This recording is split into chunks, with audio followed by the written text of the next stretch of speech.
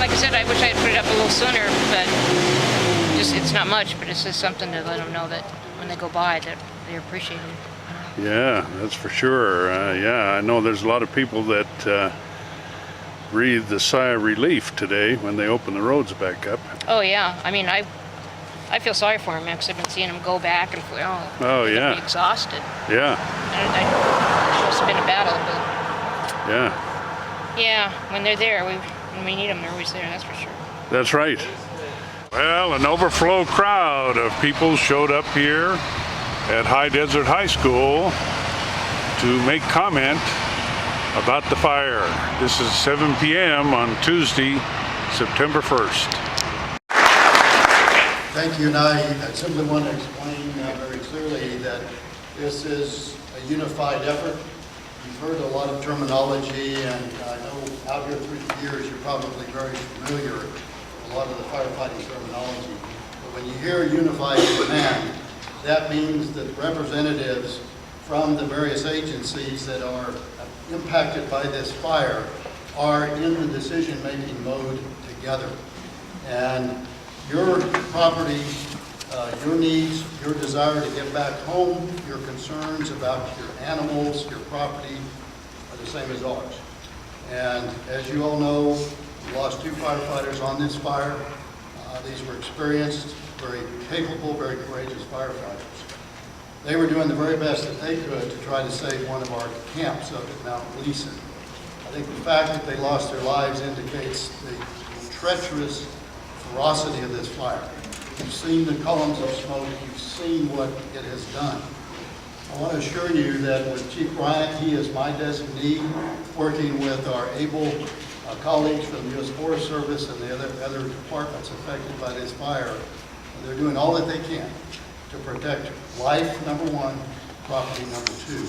Sunday evening, as we were off to try to notify the families of what had happened to their loved ones on our department, that fire, as you saw it Sunday evening, what it was doing over here. And there have been more than 500 firefighters working day and night to protect your property and to protect your lives. And we thank you. We thank you for your cooperation. We thank you for your patience.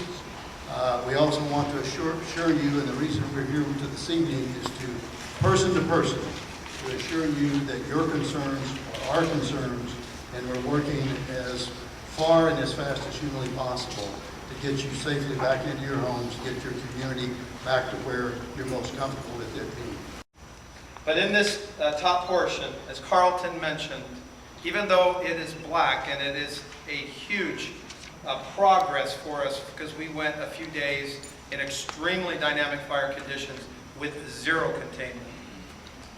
We made a lot of progress, a lot of people that are wonderful from agencies that work so hard to put this line in place, because this directly affects all of you as it does us.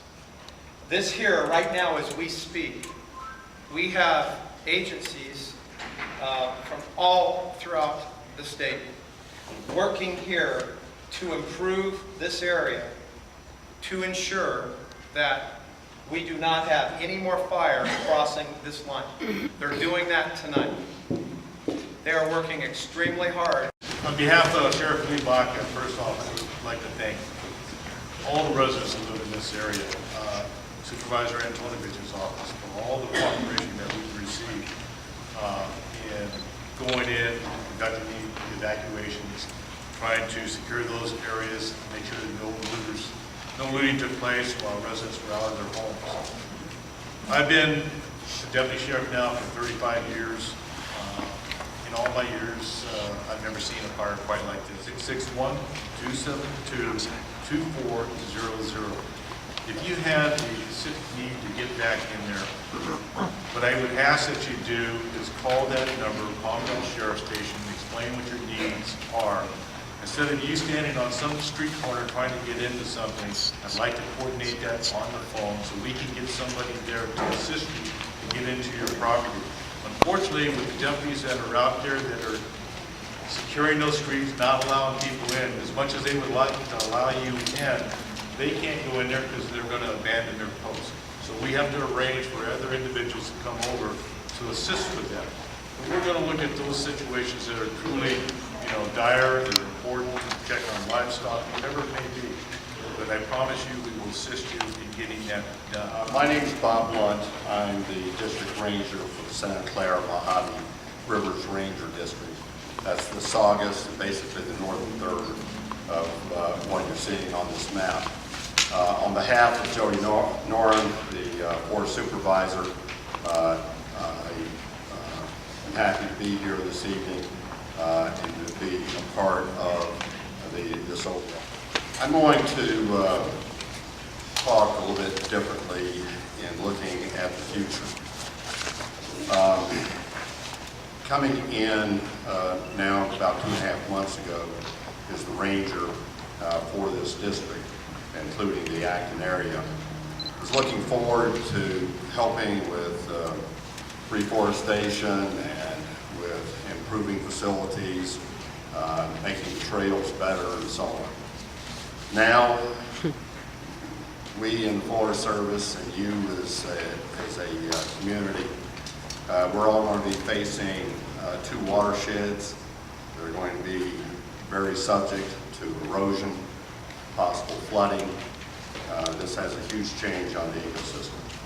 It's going to be the measure of all of us in the Forest Service and as a community as to what happens over the next few years, because that's going to influence what this forest looks like 25 years from now, 50 years from now, 100 years from now. This has a great opportunity to be a time of rebirth.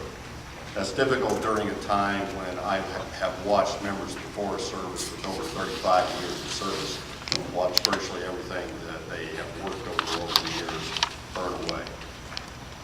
Many of you have volunteered and done a tremendous amount of work. The forest just simply cannot be what it should be without volunteers, without the support of the community. What actually happens to rebuild a forest after a fire like this? The work has already started. A number of experts are either here or on their way.